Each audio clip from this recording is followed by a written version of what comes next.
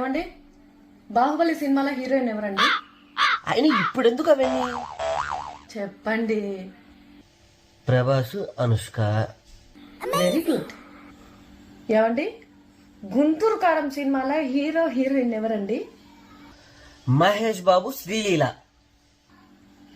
Very good. మన పక్కింటి ఆవిడ ఇంట్లో నుంచి బయటికి రాక ఎన్ని రోజులైందండి? అవునే, నేను ఈ మధ్య చూస్తున్నాను, ఒక వారం అయింది బయటికి రాక. పాప.